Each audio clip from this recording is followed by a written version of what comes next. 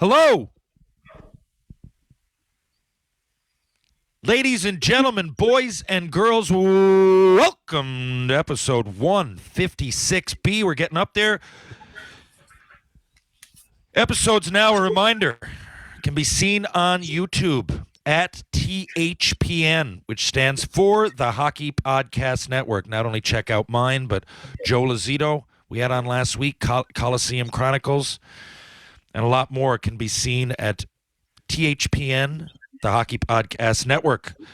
Now let's get along with the show. Let's get right into it. Today, we have another member of the 8-Game Club and fellow Tri-City American and St. John's Maple Leaf, 11-year pro, now successful businessman, getting ready for a big summer. It's Terran, Sandman, Sandwith. Sandman, how you doing?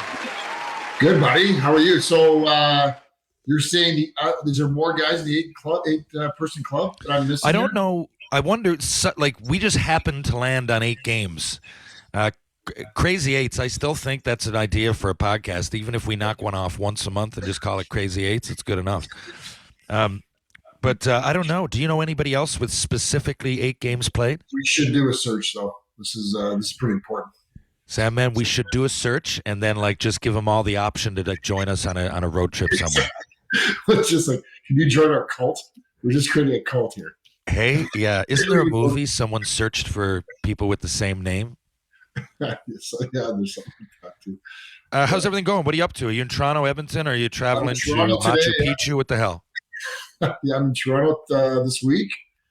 Feels like I've been traveling tons back and forth to Edmonton lots. But things are good, man. My construction company, all the crews are out the door working in the summer now, and the smoke out in Alberta, which is gone. Now it's here. I'm smelling smoke this morning. I saw that. It's crazy, yeah. So the smoke's in June. What's crazy is that it's June. It's not the hottest time of the year yet. We've yet to really have summer's not in full bloom in Newfoundland yet. We still got the fog for 4 or 5 days a week. But apparently that's changing. But listen, GS Construction. Yes. Are you guys all over North America? Oh no. We're just around Edmonton area, about 3-hour radius of Edmonton. Most of our stuff's right in the city. That's what I thought. For those Alberta people, we got a crew working up in Lac La Biche right now. But pretty much everybody's around the city. So you're aware that there is another company out there in the United States?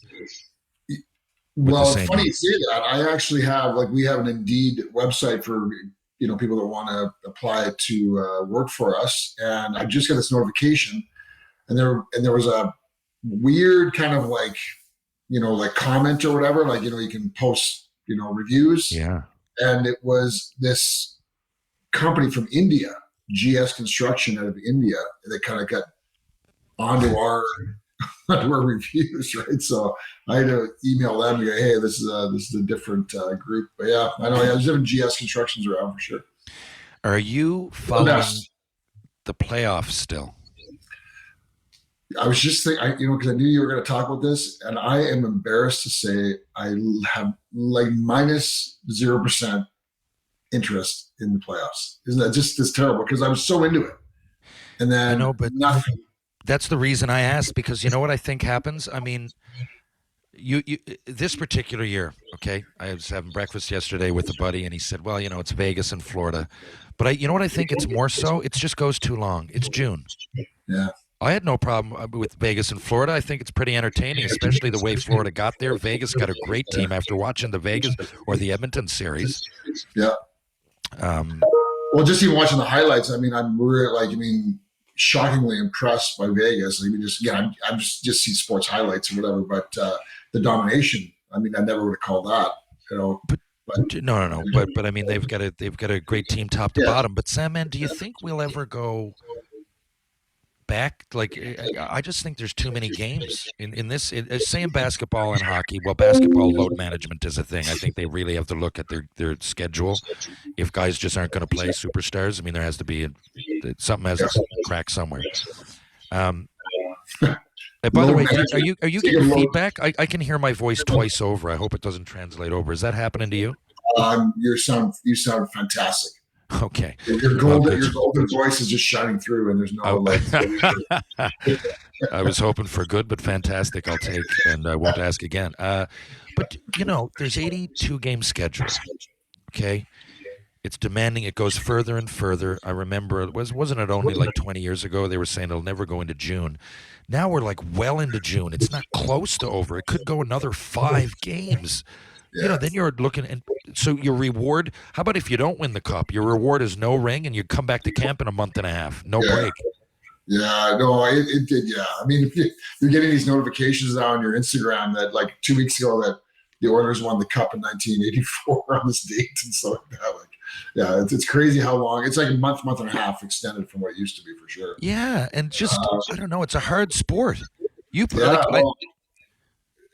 just said the load management thing. Sorry, the load it's almost laughable as a hockey guy, right? Like to go, you guys are doing load management. Like these guys are like killing each other for 82 games, and then they go on this the craziest, longest playoff series run ever. Like, they're killing each other still. That's load.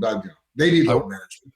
I went back and looked, and a lot of times these teams that go on huge runs, like dynasty type runs, like Chicago, LA, Pittsburgh in the last, say, 15 years, that had like a shot, either won a couple or had a shot that far in and that late in the playoffs and at the cup every year, and then they just give out. A lot of guys just give out. Guys like, I don't know, Mike Richards. That must have been hard. I mean, he retired early, but if you think about it, think of how many extra games. And he always answered the bell, went to the World Championships, World Juniors, gave everything to every team he was on. He gave every ounce of sweat and pain that he possibly could.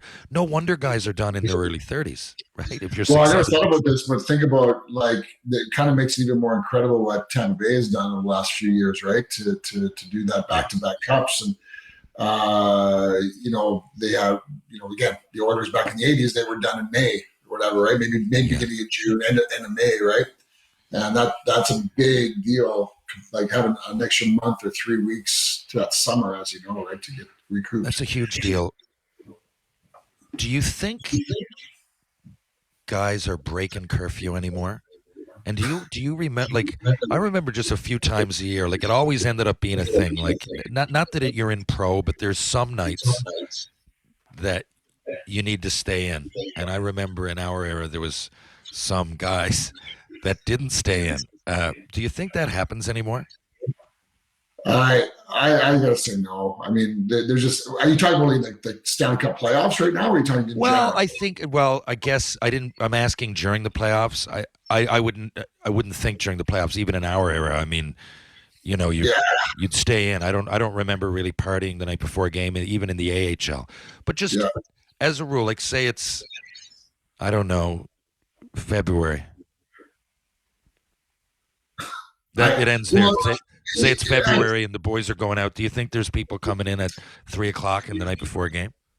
No, not night before the game. I would say no. I'd say that is probably done. I mean, maybe there's an outlier somewhere here or there, but the night before the game, I'd say absolutely no. Other times, I remember I was just thinking as you're talking when I was with Hamilton and we went to the Calder Cup final. Like literally for the whole playoff run, we would play our game, especially at home. Yeah. And we would go party all night, and we'd be out late. And we'd get up in the morning and get 3 hours of sleep, 4 hours of sleep. And then we would go to the rink and we'd practice. And then we would go to bed really early, the night before the game. At 5 o'clock. We'd sleep all night and get ready for the next game. And we did that the whole playoff run. That is a better way to frame it. Because you know what? Even when I don't really remember even going out in a regular season that much the night before a game. Maybe that was the night for the steak dinner, maybe beers at the table. I don't really remember going to the club. That would be irresponsible. But you're right. If it was any other time, like 2 nights before would never be questioned. You guys go out till 5. It doesn't matter because you have a full day to recuperate. Like exactly. You're going to be 100%. You're going to be 100%. Like that day, no one questioned it. Is one sleep is all it took. If you got one sleep, you're good. It's so true. Like it's incredible the amount of technical know-how and attention to detail there is compared to what we played on every level, right? Like I'm even I just went to physio yesterday for my shoulder, and it's starting to feel better. But I'm thinking this is from years and years of hitting people and throwing punches and whatever you're doing to your body. And I never get any physio when I was playing. Like when I was playing after, so I mean, of course, my shoulder's gonna be messed up after not even helping it in any respect. Ever. Yeah. And now these guys are getting like worked on, like when they're not even injured, right? Like they're getting osteo treatments and they're getting all this stuff. They're kind of maintenance stuff they're doing. It's just like, it's summertime. Like, man, like it's just another level. Like it's 10 times what it used to be. We never did anything. We just went like rode the bike for 2 hours. I went the way I felt. Some push-ups, some bench press. I would honestly go out and skate. I would skate myself hard with the guys in the summer.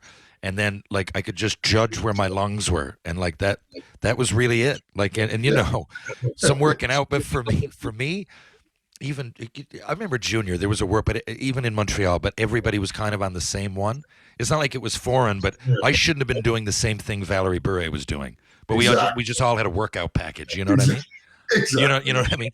But I got the same one. Yeah. But like, and I hated that anyway. And they didn't really, because I proved it. I went up one year.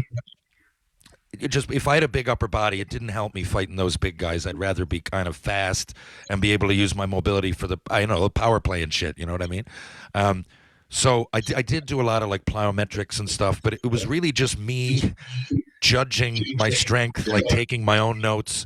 People got sports psychologists now. I think it was Scotty Thornton I was talking to recently, like, and a couple of the old Tucker course, and I was like, I used Wayne Hollywell. He was a sports psychologist. I was embarrassed at the time. I never would have told anybody. Now it's just part. You have your breakfast, you go see Wayne, then you get worked on, you do your workout, and then you get a massage. 100%. Yeah, I know, man. It's crazy.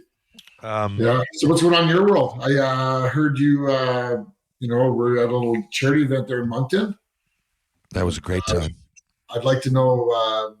You tell the audience there who got drafted first overall. Well, this is wild. So for those that don't know, they do these Heart and Stroke Foundation tournaments, and the setup is that we all go in. I think it's 20 quote unquote hockey celebrities or celebrities, whatever. It's mostly to do with hockey. So everybody from Jeremy Roenick was there. Oh God, Brian Skrudland, George Laraque, Tessa Bonhomme.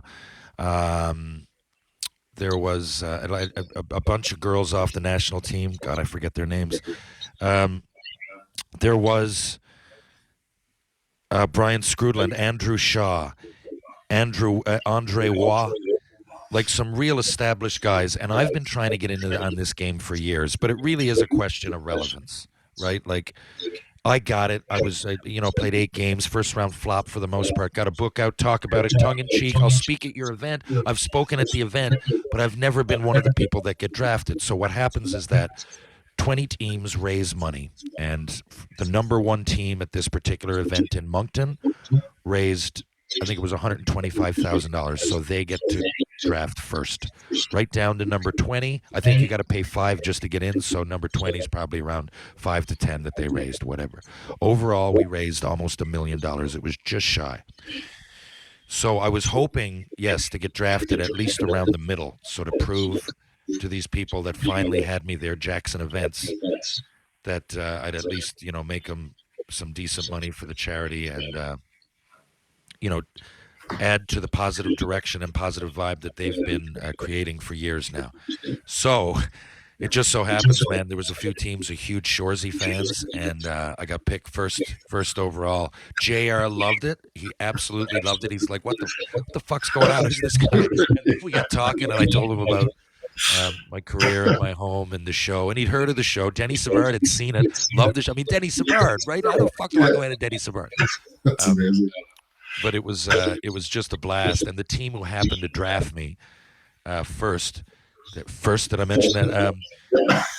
But they were great. So what happens? You hang out with them for the weekend. You golf on the Friday, and you meet everybody, and then on Saturday and Sunday, there's games starting really early. We had to play at 8, so you kind of burn the candle at both ends because they expect you're going to have beers with them, and like you should. I mean, they get for the weekend. They pay a lot of money, and then my team. You're always hoping, like where they're going to take me. Like some people just drink in the dressing room.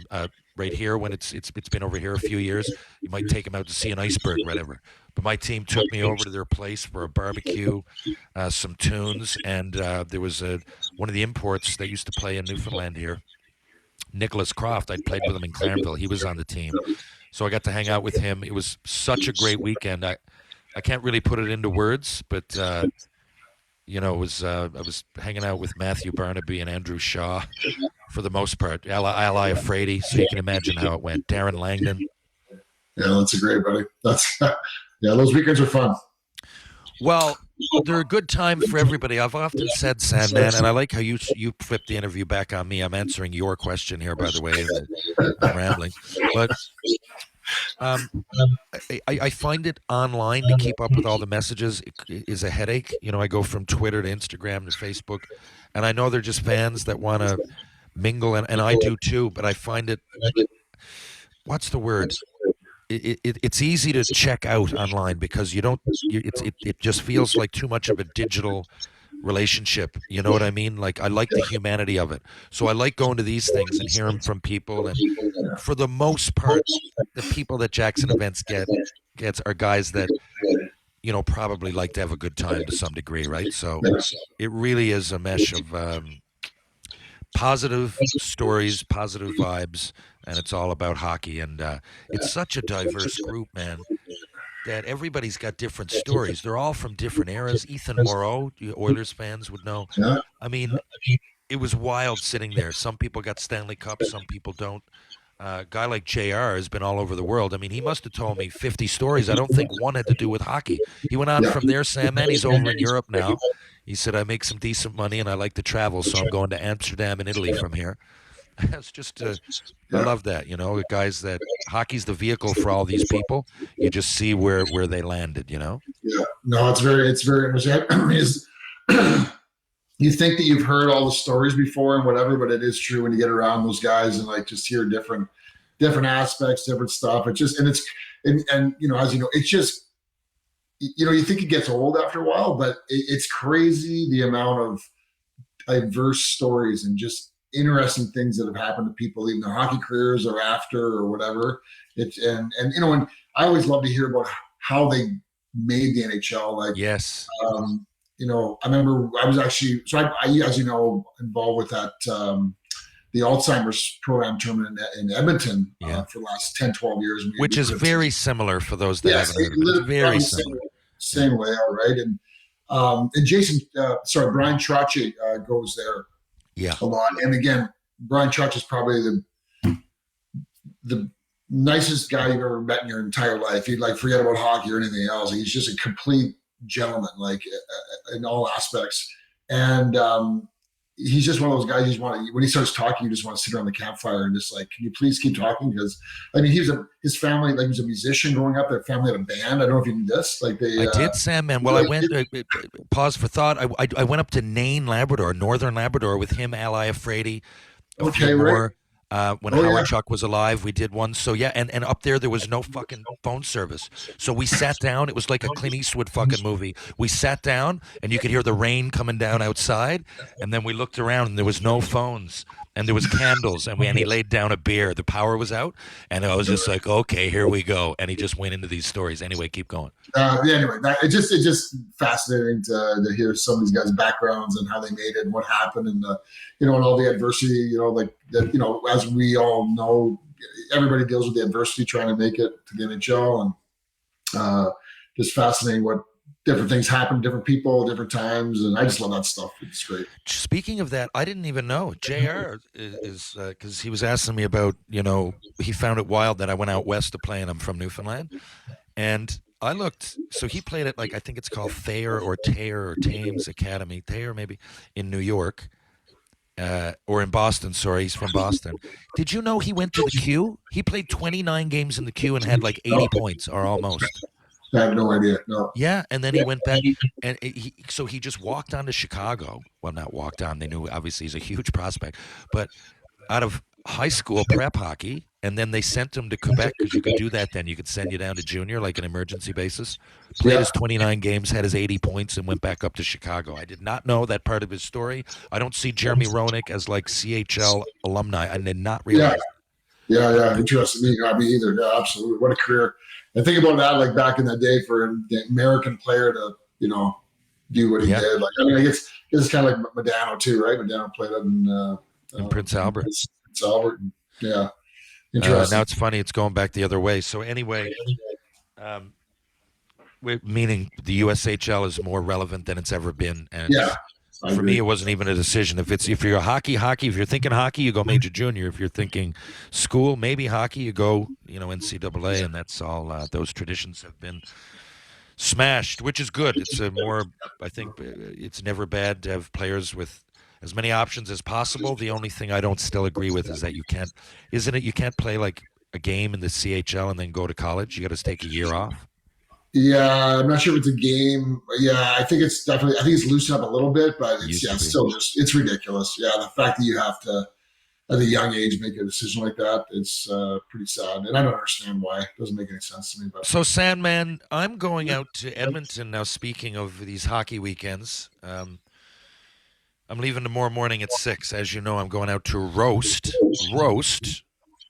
I will emphasize the word roast. Kevin Lowe, a guy with 6 Stanley Cups, Hall of Fame.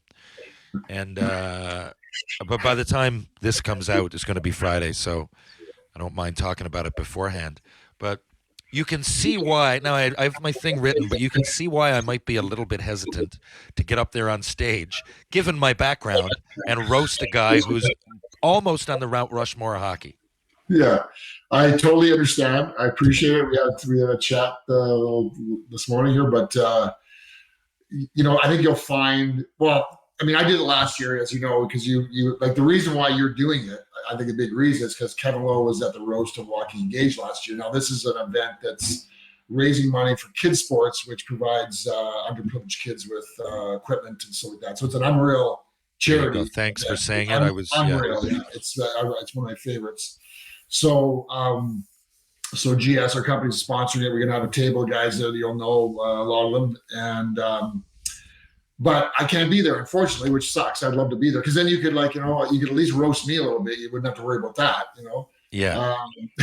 But no, I mean it. I would. I was hoping Strudwick's not going to be there. Rashog's not going to be there. Yeah. I started with you guys. Listen, over the when he told me this maybe a month and a half ago, I just started whenever something came into my head, I would write it down, and my first 3 targets were you, Rashog, and Strudwick because I'm like, these guys I actually know. The other people I don't know. Yeah, anyway, and now you bailed, and they're not going to be there. Well, you'll be just fine. And again, last year, so Joaquin Gage, I did his, and I was really nervous too. I mean, I don't do this stuff at all, and I get up there, and I guess, I don't know. I guess I did, but I didn't realize. I swore a lot. I said fuck, I think about 500 times. Okay. Well, it's a nice way to frame a roast, though. I can never.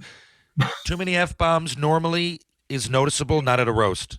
Yeah, well, I did enough that I did get lots of comments. I got roasted after about saying fuck too many times. Yeah. Really? And then I don't see that out of you when you're up on a stage. See, the roast thing changes you. I think it was just a nervous tick. I think is what it really was. And I was like, I was into it and I wasn't thinking. I was like, I channeled something. I just went. And so after Gager tells me, he goes, yeah, I ran into Kevin Lowe when Kevin's going to get roasted, things are getting ready. And he was the one that asked about you. Like if you were roasted, he goes, yeah, I'm not asking Terran to roast. He said, fuck, Rich.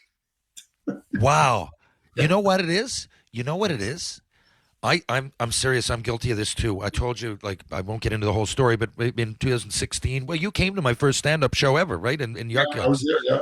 But I remember this, and I remember because what happens is that at first it's a little bit of nerves, and you say, I don't fucking know. And now that in itself isn't really that funny. I don't fucking know. But if you say it in the middle and people start there's a bit of a feedback and they're kind of murmur because, it's more at the attitude, but you get a bit of feedback and then it's like easy feedback. It's an easy layup it's Chris Rock does it a lot. Now his stuff's brilliant. It's fucking brilliant. Yeah. But the way he uses curse words is fucking, it's perfect. Yeah. Right? Yeah. He's George Carlin was awesome at it. Some people get up there and you can see, but it becomes an art because it's a layup, but afterwards, it's really noticeable if you do it too much. That's right. That was Jerry D's feedback for you. It And was. drop some of the F-bombs. It really was. Yeah, you don't have to have fucking 10 double rum and cokes before you go on. Have some confidence, and you don't need so many F-bombs.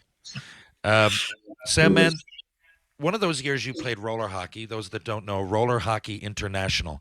It used to be. It was mostly in the mid to late '90s. It was extremely successful for something that just got off the ground. There was buildings. There was a league across the United States. In my understanding, it was most successful in California and thereabouts. But I've seen lots of footage with 10, 15,000 people at world championships and whatnot. It was professional hockey. You got paid. Now, I do want to hear a little bit about this, but I want to know, you played with Troy Crowder. He played 4 games and had 18 penalty minutes. Was he fighting even in that?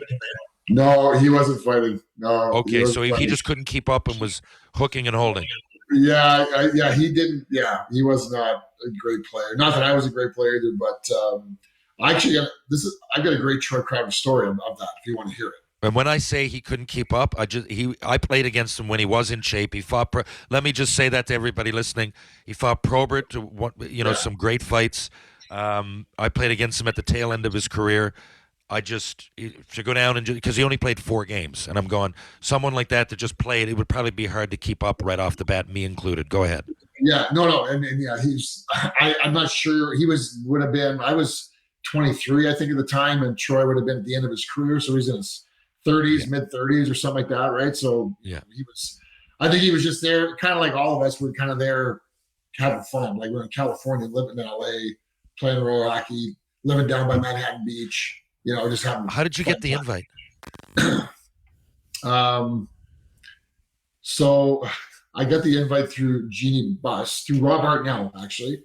So Robbie Hartnell, yes. God rest his soul. My teammate on 3 different occasions. Go ahead. And I think we had this conversation before in another podcast, but I lived with his family when I was 15, 16 years old. Yes. When I first left home to go play junior in Hobima in the AJHL, the Alberta Junior League.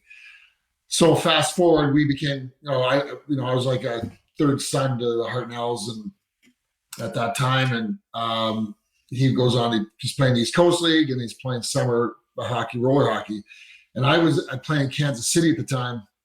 I got loaned out after my first NHL contract was kind of expiring, and my career was kind of basically tanking. And my career was basically over. Tanking. Well, yeah, it was like one and done, like kind of thing. So I actually was starting to think about going to the University of Alberta for school the next year at 23.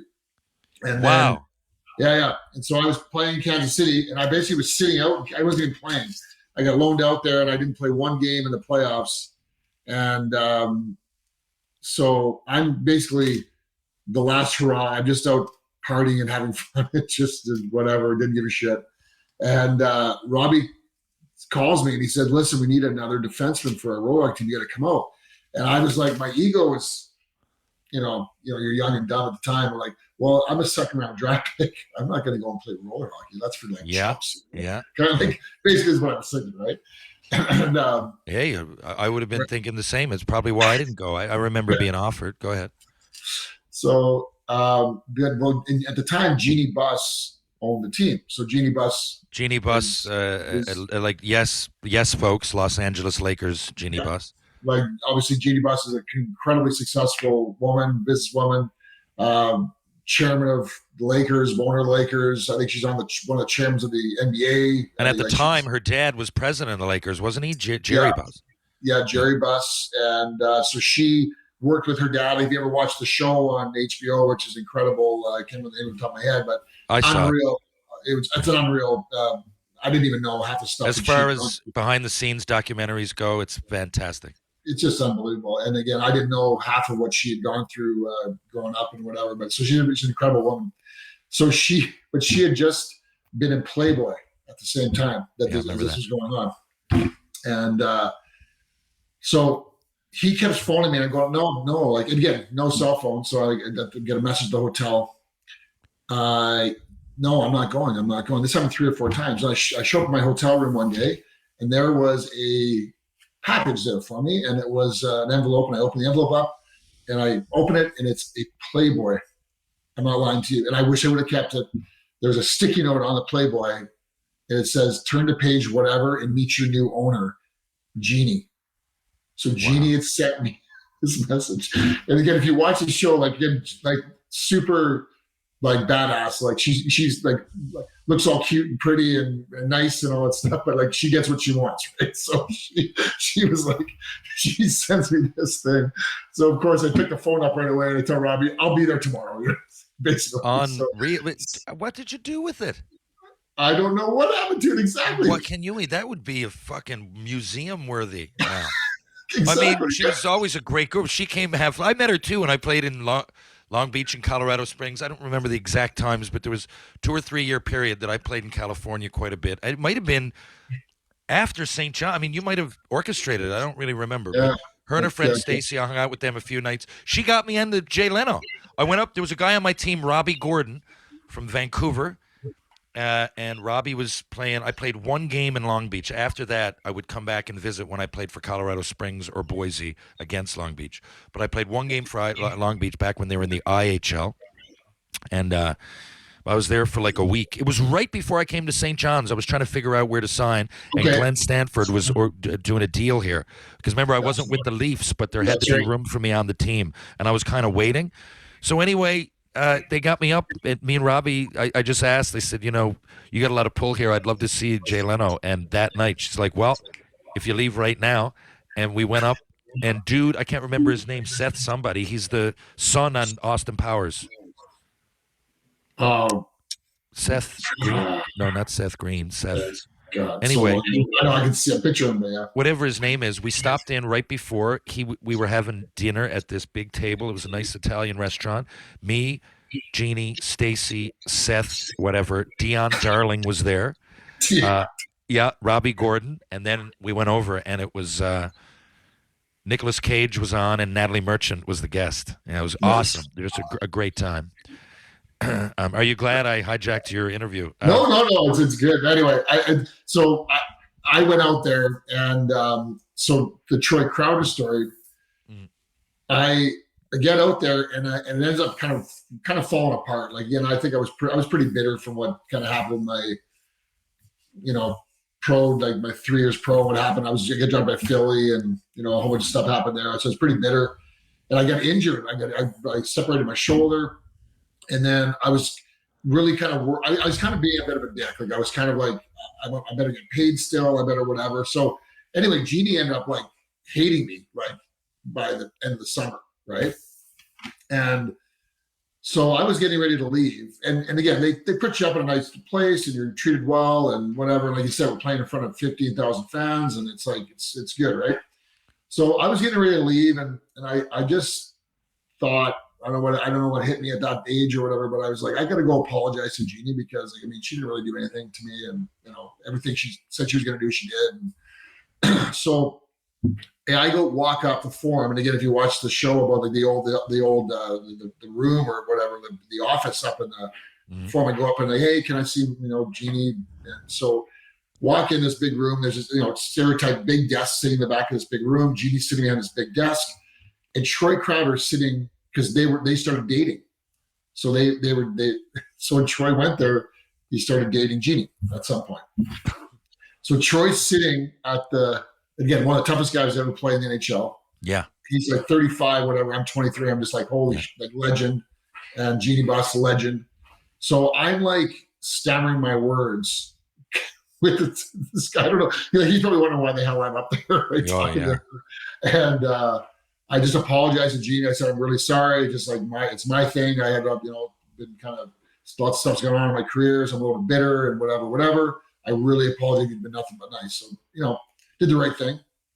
Well, this is the kind of person Jeannie is that Jeannie, like, because I had the guts to go up and do that, it turned around 180. Like Jeannie and I are still friends to this day. Like, I mean, I don't see her very much or whatever. We just had a reunion a couple of years ago and I had a chance to see her, but like, she just loved me after that because I had that, that's her, right? She's a very generous person. Yeah. So we were friends, we were friends ever since. But that was my Troy Crowder story. It's like interesting. And Jeannie Buss story, kind of the whole Jeannie Buss part.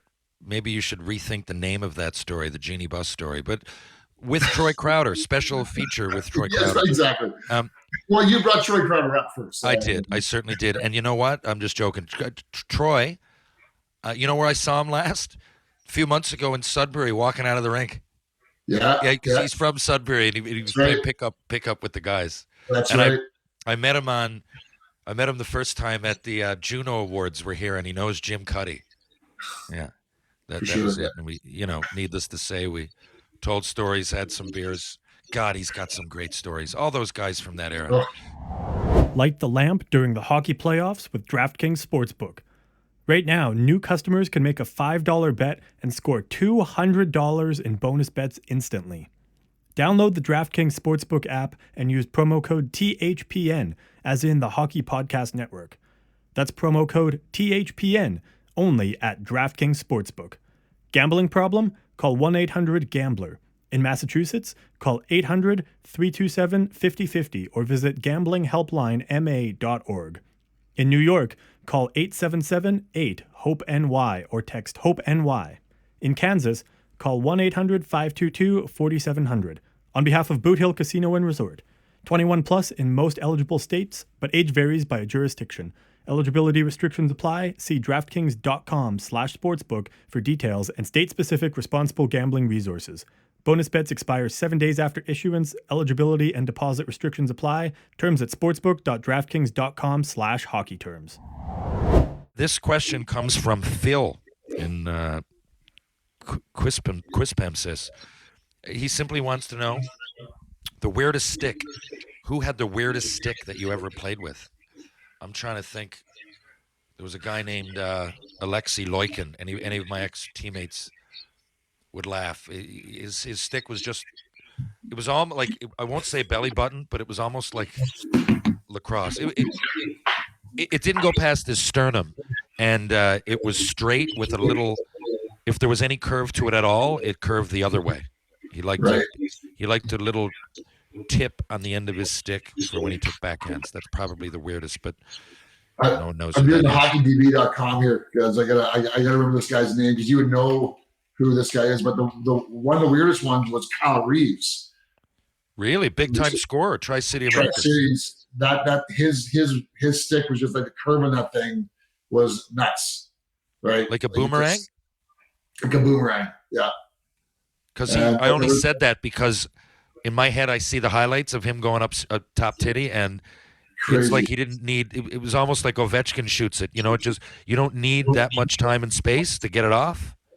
Usually that means somewhat of a uplift curve.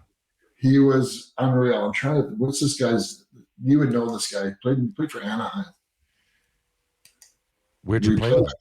Played with him in Hamilton. Hey, how about there was a guy, Bobby Dallas. Remember Bobby Dallas? He had a really short stick too. He was a D-man, and his stick was like, again, like sternum. He was Bobby Dallas was my D partner when I played for the Oilers. Are you serious? Swear to God, last game, he was my D partner, and that was my last game was in Pittsburgh, and I had a terrible game. He had a terrible game. Made the highlight reels for bloopers twice that night. Well, it was in Pittsburgh in that time. That would have been 97, 98, if I'm not mistaken. Not that I'm looking at your hockey DB, but I know when you played. That would have been, is Lemieux out or is Lemieux in? No, he was out. It was just Jagger.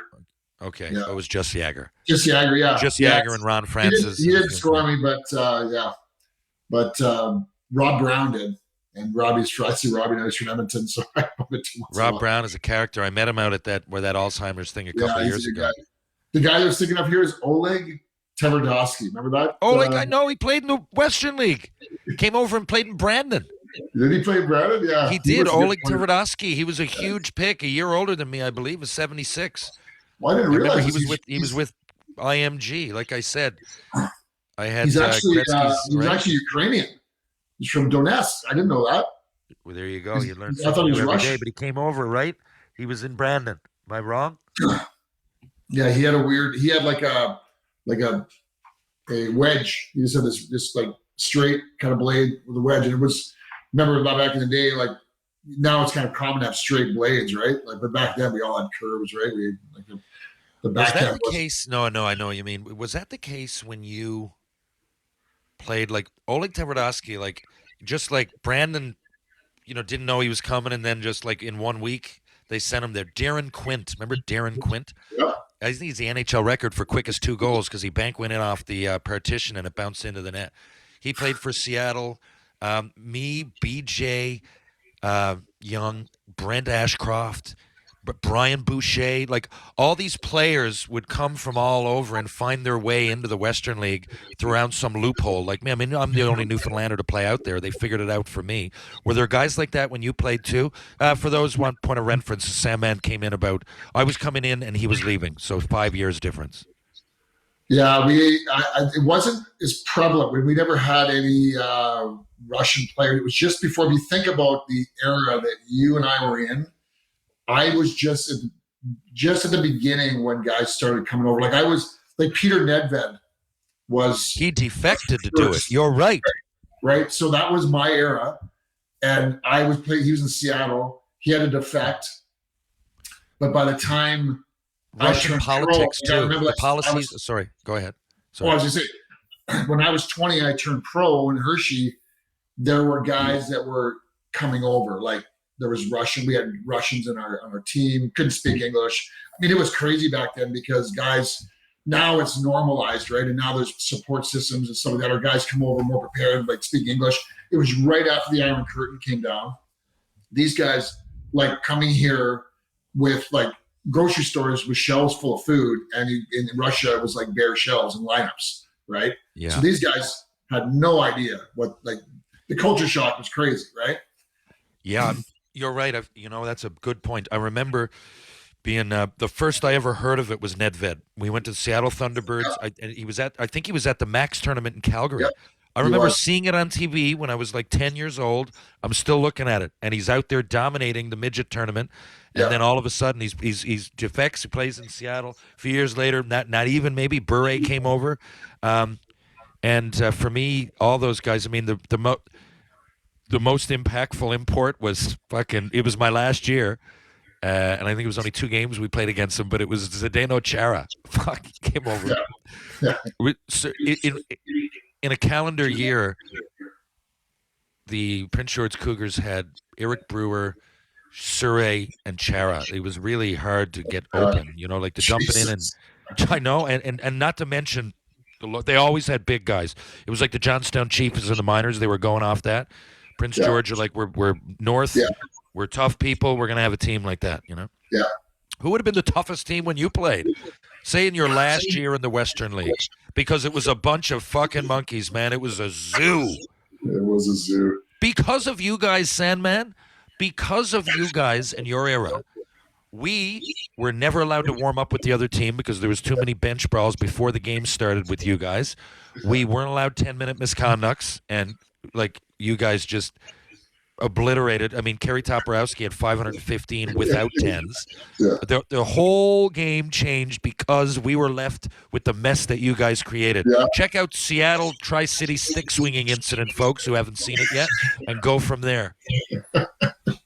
Oh my God, that was a hell of a year. I remember that. I can't remember if that the exact same year that we called him Scary Tough Kerry Toporowski. That was his nickname. And he literally, we were in Tri-Cities. He was in Spokane, so we played him a ton. And I mean, I've never seen anything like it. And people think I'm exaggerating, but I'm not. Like literally every single time that guy stepped on the ice, every single time he stepped on the ice. Yeah. Every single time he tried to fight somebody. He was trying to get. He tried to break the record, and he did break it without tens. They did not count tens. That was the first year of it. And I've heard the stories, and he tried to make a game of it and fucking ended up with over 500 minutes, again, with no tens. Yeah. He would have had 1,000. It's unbelievable. Yeah, it was unreal. Yeah, it was just like you were just incredible. It was just like, well, you can only imagine, right? It was just so relentlessly like, are you kidding me? Like you want to try and slash me like 10 shifts in a row to fight? Like, why am I fighting you every time I get on the ice? I mean, why would anybody do that? And he just keep going. So Sandman, guys would just take turns and Tri-City fucking told me if I came out west, they'd draft me, everything else. Like I said, they did. They took me 3rd overall. I was all pumped. First round, I'm going to Tri-City. We're talking when I'm going to go there, where I'm going in the summer. And then all of a sudden, one of the boys on the team showed me this. It was Adam Retschlag's brother, Gus. I was playing with Gus Retschlag in Quesnel, and he showed me this VHS tape of the Tri-City Americans getting in a fucking fan brawl. And I was like, what league am I going into? That was the first footage that I'd seen out west of the Western Hockey League. Well, we made national news 3 times a year. I was actually gonna bring it up about imports coming in from outside Western Canada. We made it. Ole Kolzig scored a goal from his end. That was like, I think somebody in the NHL had just done it the year before or something like that. He was like, and it just like it was new. Hextall would have been, and it would have been right before, yeah. Right before, right, and then I think Ole was the next guy. I mean, obviously he was not pro, but and then Christmas time we walked out on the team and didn't play a game. And I've ever sent you this article? Like I should send you this article to post somewhere. It's hilarious. Bill LaForge, if you know the name Bill LaForge. Oh yeah. He got banned from the Ontario Hockey League for like inciting violence or whatever. They started some brawls and stuff. He's from Edmonton, actually. He coached the team out in Enoch, just outside Edmonton. And he coached 7 games for Vancouver, and they fired him after 7 games. Like the guy was wanted his. He was in New Westminster, wasn't he? Before Tri-Cities, but that's right. Yeah, maybe before. Yeah, before. I've heard all the stories. I've heard, like, he's one of those coaches that it still comes up all the time. I mean, is he alive still? No, he passed away. But his son is the GM of the Seattle Thunderbirds, I think, or he's. Is his son Mark? Yeah. There was a Mark LaForge. I can't remember what his first name, but he's in. Okay, I just didn't know. I came across Mark. You're thinking of you played player Mark LaForge, though. Yeah. No, that's not him. Okay, not the same. But he anyway. So we walked out on him. We wouldn't play it. We literally did not play a WHL hockey game because we didn't want to play for him, because he came in like talking about like crazy stuff, like fighting and doing all sorts of stupid stuff and whatever. So the whole team got together and decided to hold out. But he brought a couple players with him from the Ontario Hockey League who got kicked out. And that's one guy was Right Stag or something like that. He was a tough guy. But yeah, so they were the only ones that showed up for the game. That's wild. In my my second last year, I played in the West Coast League. We played Fresno, and there was a big fucking tough guy, and I had a real hard time with him. And I don't know if he was in Tri-City when you were there, Greg Spenrath. I fought Greg Spenrath in training camp. Did you? Yeah, big dude, really hulking like a grizzly bear almost. I remember when I heard the stories, I didn't know where he ended up. So you did. How did that go? I broke his jaw. Wow, nice, Sandman. Yeah. I looked. But I was. You had to fight in that era against and they were coming at you. You were 6'4", 210. Perfect for those guys like Mizey that just wanted to fight, and you could go, right? Yeah. You were on the menu.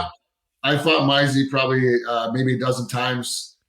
We became friends through fighting, like that. Like honestly, we go to the box, and after the first couple times or whatever, and then after a while we're in the box and good fight, and then the next time and then the last time I fought him was I was in Kansas City. I just got loaned out there. That was that year, and we go to Atlanta. He's playing in Atlanta, and we're going around the ice. And you know this stuff. Mizey, I got to go, man. I need some help here because I got loaned out here. I got to put on a good show here. Okay, let's go, buddy. So we go, and of course he'd always get me with his lefts at the end of the day, but we'd always have a good battle. And then we go, we go in the box, and he's like, "Where are we going? Where are you taking me after? Where we're going?" So he took me to the strippers after. We had a fun night. Just love that. I love that about Mizey, and I love that because he's got.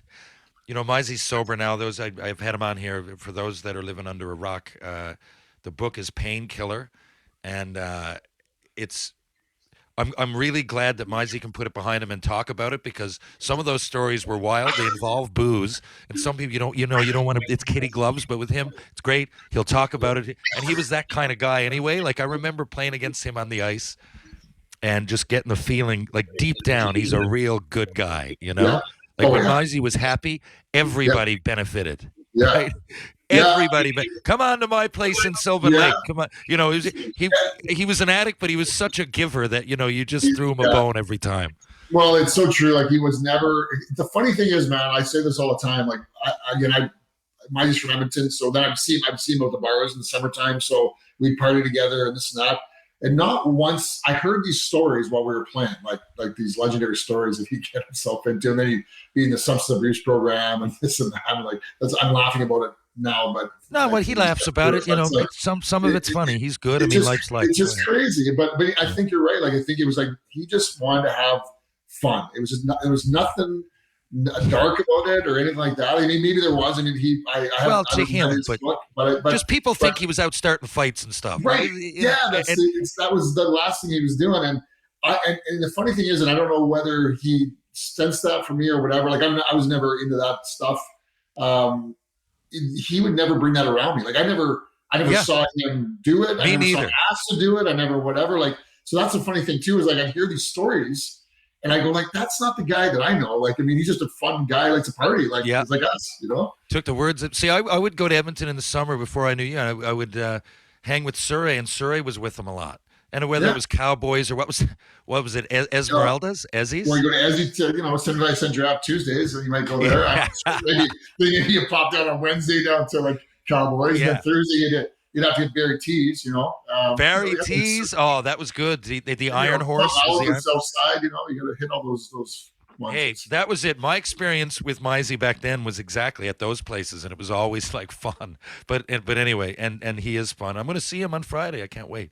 Yeah, that's awesome. He texted me actually. I'm going to talk to him. I got to give him a phone call here today. Actually, I haven't talked to him in a long time. So when will I see you again?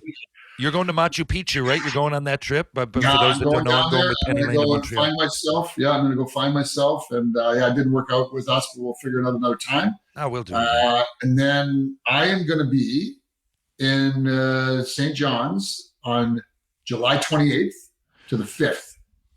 This is beautiful. Bringing it's hilarious. First time going to George Street Festival, and my family's coming. It's like that's not the way I planned it. But no, my sister's coming in from Australia. She works down there. She's been wanting to go there forever. You'll love her. When you meet her, you're gonna laugh. She's a beauty. She wants to go there. So my parents are coming out, and I'm taking my daughters there. So it's gonna be fun. And then you know what? It's a great time for it, Sandman, because the last couple of years are way more like family kind of friendly than ever. I mean, you're always going to get George Street, and they have the earlier in the day. They have the maybe light rock kind of bands that, it's not a crazy party, but the calm before the storm. But what happened in the last few years, especially where I think it was the pandemic, they just shut downtown. I think you were here last year, right? Or 2 years ago. Last year. And so it's pedestrian, and, markets open up, patios. So this George Street Festival is kind of just the centerpiece that happens at night of an overall downtown festival. That's the way I take it, and I find it's a lot more satisfying to people that necessarily aren't here to drink. You know what I mean? Not that your family won't, but you know what I'm saying. It's there's the later you go into that night, it's glow sticks, hooliganism, chaos. No matter where you are. Well, I plan on doing all of it, and we'll tuck the kids into bed at some point, and we'll go out. And I'll bring my sister with me because she's gonna definitely probably outlast both of us. Okay, I'm looking forward to this. This is going to be wild, actually. I'm really looking forward to it. I've never had so many Sandwiths in the same room at the same time. Do you have anything to promote before we go? Well, again, maybe I'll just pump that kids sports thing you're doing, man, because again, it's a great Edmonton charity. So, obviously this is an event you're raising money for tomorrow, but we donate to them throughout the year as well. So if you guys want to donate to a good charity, especially in the Edmonton area, it's really, really good. Some great stories. You'll hear some stories tomorrow, Terry. Like I think what it really brings home to me is that because we're sports people, the value of sports can bring to young kids, and giving them the opportunities to participate in that and learn life skills and things like that, right? And confidence and all that kind of stuff. So it's kind of close to home, I think. Yeah. Yeah, no, I'm really looking forward to it, to be honest. The more last night I got a bit panicked as I was writing, but the more I think about it, it's all about positive vibes, interaction. There's really not much negative to say about these kind of events. And, I joke, but hats off to Kevin Lowe. It's not easy to put yourself out there, man. It really isn't when the whole room, I mean, we're all part of it, but really, I'm a pretty confident, unshy person.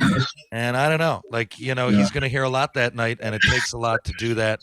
And it's charitable on him and everybody else. Well, just to give you a little more comfort. Last year I was sitting right next to Craig McTavish because he was roasting Joaquin Gage as well.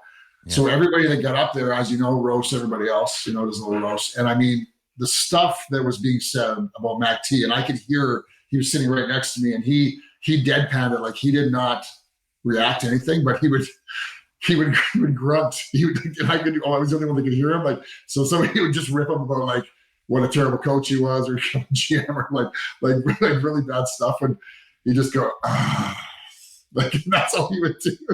Okay. And then he got up, and he's a really funny guy, like dry sense of humor. And man, did he rip the hell out of everybody. So it's all in good fun. Like, they're great guys. Like, Kevin Lowe's a gentleman, Craig's a gentleman there, but they know shirking violets. They played for the Oilers in the 80s. I think they've seen and done some stuff. True enough. I don't think there's anything you're going to surprise them with. As I rethink this, because I sent you some stuff, maybe it was just maybe I don't need to cut as much as I thought, because I did go pretty scathing, but I'm getting a good context for it now. Like when you said F-bombs, I was like, oh, can I even go there? But don't worry, I've totally cleansed that. Like, I mean, you're not going to compete with me on that. Like, you just do whatever you want. It'll be always be, well, at least he wasn't as bad as Terran. It's going to be fun. Okay, maybe I'll give you a shout out in memory. Perfect. Okay. Sandman, thanks a lot for doing this today. I'll see you soon. Folks, we're on YouTube now at THPN. I'll be back in just a few days. Next week, we are going to do it. We're going to have Tessa Bonhomme. Because of scheduling, really, I had to move some things around, and I know from feedback that I get here that Terran Sandwith, Joe Lazito, and Ken Reed are 3 favorites of the show, so thanks a lot for doing this again, Sandman. Anytime, brother. Love you. We'll see you in July. Love you, too. We'll see you soon. There you have it, folks. Terran Sandwith, one of my good buddies, and we're looking forward to a nice summer again. I'll see him at the George Street Festival. I'll be pretty busy till then. And Sandman is in on the drink that we're going to be releasing next year. So stay tuned. That all that information will be coming real soon. I'm just getting all my ducks in a row. We are just getting all our ducks in a row. But lots of news on that soon. If you're downtown St. John's this weekend, why not have a beer at Trinity Pub? Why not go to TJ's Pub? Rob Roy Confusion, Martini Bar. One of my favorites, of course, always Greensleeves, Bull and Barrel. And, of course, if you are a Rob Roy Confusion, if you're downtown looking for a bite to eat, my 3 favorite spots to go in the city are Blue on Water, Merchant Tavern, and, of course, Wedgwood Cafe on Elizabeth Avenue. But support local. I'm not just saying it because I'm from St. John's, but we got a lot going on downtown and lots of food culture, more so than it's ever been. So get out, experience a nice restaurant or bar. Take it all in. A lot of these local restaurants, a lot of these local establishments need our help now that the pandemic is over, or here we are, knocking on wood. Whatever all that was has passed, and people are getting their feet under them again. And I strongly urge you, wherever you are, to get out and support local. If you're in town, you want to work out, you want to change your life, strength and balance for the body and mind, power conditioning on Rope Walk Lane. Mr. Lube has 2 locations, Torbay Road and Kenmount Road. Check it out. Live, laugh, lube. Pitbull Pain Relief, the Pitbull Pain Sticks that just don't quit. PitbullPainRelief.com. And, of course, True Hockey. Take what's yours. Be back in just a few days with Tessa Bonhomme. Thanks, everybody. Have a great weekend. Catch you on the rebound.